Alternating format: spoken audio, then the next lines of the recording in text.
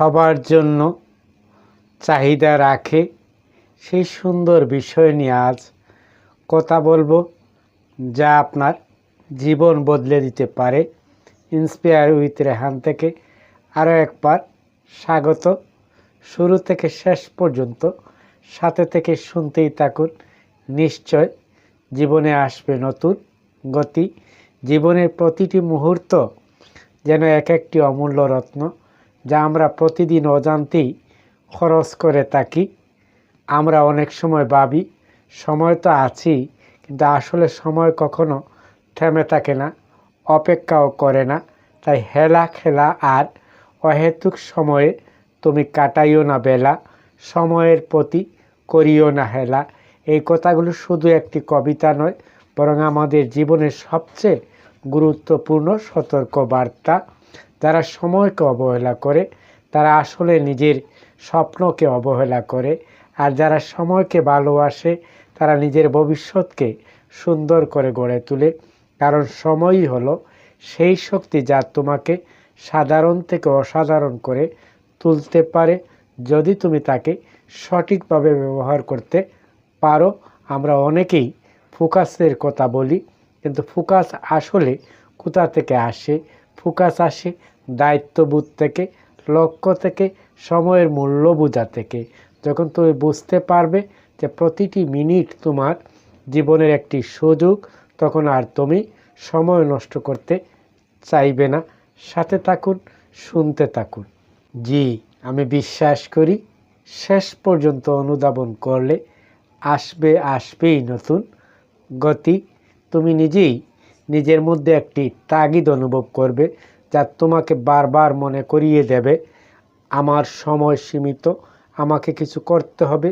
ঠিক তখনই তোমার ভেতরে তৈরি হবে এক ধরনের একাগ্রতা, যা তোমাকে অন্যদের থেকে আলাদা করে দেবে।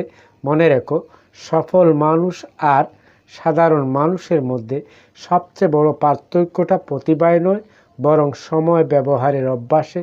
যখন তুমি সময়কে সম্মান করতে শুরু করবে, তখন তোমার জীবনে পরিবর্তন আসতে বাধ্য।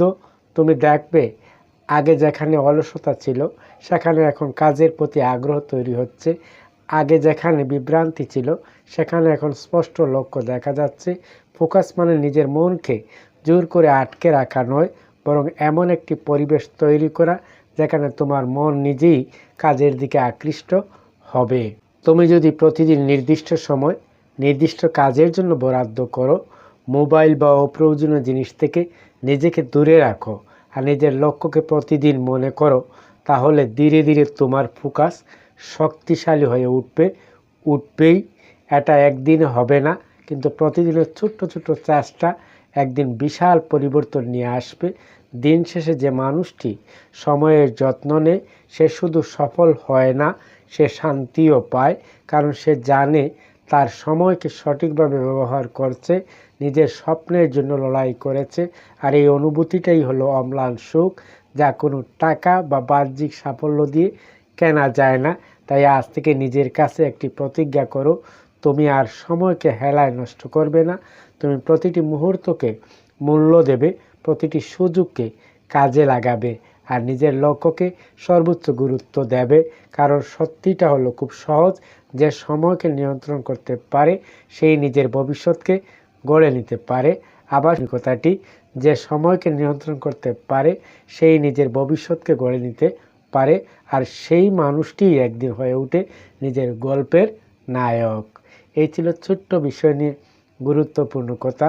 আবার কথা হবে নতুন কোনো বিষয়ে। সে পর্যন্ত ভালো থাকুন, চোখ রাখুন ইন্সপায়ার উইথ রেহান। আর হ্যাঁ, সময় বিনিয়োগ করুন এবং সময়ের সঠিক ব্যবহারে আরও যত্নশীল থাকুন। দেখবেন দিন শেষে এই সময়ের যত্নে তোমাকে মূল্যবান করবেই।